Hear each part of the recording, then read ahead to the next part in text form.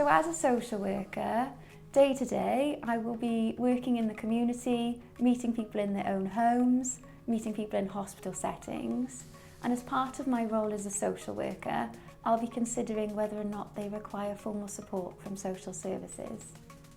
If they require formal support from social services, we'll put in place a care and support plan, and we will consider how we can meet an individual's identified needs for care and support.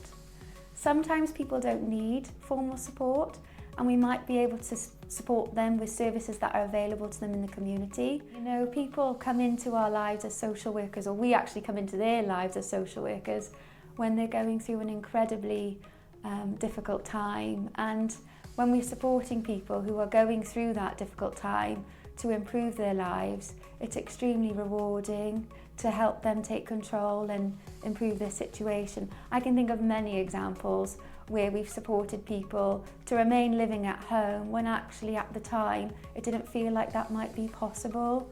And oftentimes people come into social services at crisis.